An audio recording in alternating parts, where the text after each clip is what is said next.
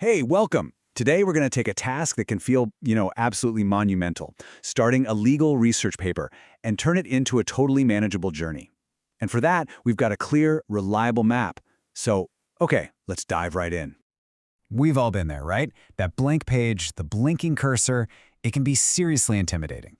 It's pretty much the first big hurdle for any student, that feeling of just not knowing where to even begin. But don't worry, it's a completely normal feeling. But what if I told you that that blank page isn't a wall, but actually the starting point for an intellectual adventure? The only thing you really need is a guide, a clear path, and that's exactly what we're giving you today, a 5-step map to navigate the start of your research. Our journey begins right here, turning a vague idea into a clear and defined research mission. These are the first 2 fundamental steps. The first step on our map is to choose a topic. Think of this like picking the continent you want to explore. It's not the final destination, but it's that large area of law that catches your eye, the one that makes you curious. It's your starting point. And as Dr. Morado wisely advises, research is a marathon, not a sprint. If you choose a topic you're genuinely passionate about, you'll have the fuel you need for those long hours of reading and writing. Your own interest is your best engine. Now, here's a crucial point. You're not writing in a vacuum. Think of your research as a conversation with your readers, whether they're your professors or reviewers for a journal. What might they find new or relevant? Finding that sweet spot between your passion and your audience's interest is key. And here's a warning for the road. Avoid 2 common traps. Picking a gigantic topic like justice, which is just unmanageable, or one that you're not really into and will make you lose motivation. Be ambitious, but also be realistic, and above all, be honest with yourself. Let's move on to step 2, which is where the magic really happens. Once you have your topic, you need a compass. The research question is that compass. It transforms your general interest, let's say copyright in the digital age, into a specific mission, like should current laws be adapted to protect works created by artificial intelligence? As Morado points out, the heart of great research isn't in the answers that already exist, but in the quality of the question you pose.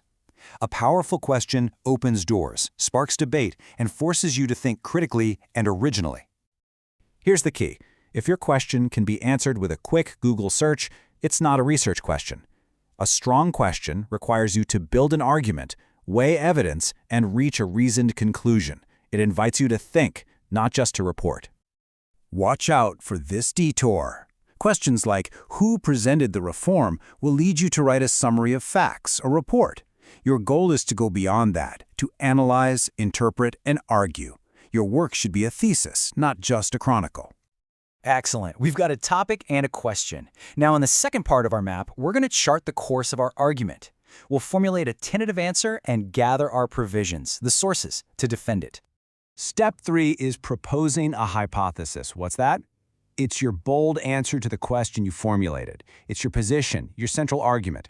If your question is the what, your hypothesis is the I believe this and for these reasons. It's the pillar your entire paper will be built on. To evaluate your hypothesis, Dr. Morado gives us 3 key criteria. Does it answer your question? That's being pertinent. Is it understood without any confusion? That's clarity. And does it generate debate or new ideas? That makes it fruitful. If it checks these 3 boxes, you're on an excellent path. And here's a piece of advice. Be bold. Don't be afraid to propose something that sparks a debate. As Morado says, try to say something that stirs things up, something that makes people wake up. If your hypothesis is something no one would argue with, then why write a paper defending it? This leads us straight to a very common mistake: defending the obvious. If your grand conclusion is that stealing is illegal, you're wasting your time and your readers. Look for a new angle, an interpretation that challenges the consensus or explores a gray area of the law. Let's move on to how you build your case. Sources are the foundation of your argument. They aren't just for decoration. They are the evidence, the case law, the doctrine. They're the proof you use to show that your hypothesis isn't just an opinion, but a well-founded conclusion. Morado is very clear on this. Don't rely on summaries of summaries. Go to the original court rulings, the academic articles, the laws themselves. And be selective. Is this source reliable?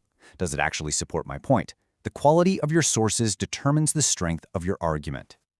And it's not enough to just collect sources. You have to be a critical detective. Weigh the evidence. Does this author have a bias? Is this study methodologically sound? Question your own sources with the same rigor you'd use on an opponent's. The worst mistake at this stage is to become a passive sponge. It's not just about absorbing information. You have to engage in a dialogue with your sources. Jot down your reactions, your questions, your criticisms. Take a position. Research is an act of critical thinking, not just collecting. Perfect. We've almost completed our map. We have a destination, the question and hypothesis, and the provisions, the sources. Now, in this final section, we'll map out the day-by-day route to make sure we arrive on time. This is step 5, and it's what separates good intentions from finished papers, a micro-timeline. The idea is simple but powerful. Break down that huge project into small, manageable weekly tasks. As you can see in the example, this gives you clear goals and lets you track your progress. It's not a straitjacket, but a tool to keep you from getting lost so the deadline doesn't sneak up on you. Because as Dr. Morado says, you cannot change plans if you have no plans. And there you have it, our complete map in a single view. 5 logical, manageable steps that take you from that intimidating blank page to a solid research plan ready to execute. It's your guide to getting started on the right foot. So now, the question is for you. You're no longer facing a blank page, you're facing a map. You have the guide, you have the tools. The only question left is, what will be your first step on this exciting journey? Go for it.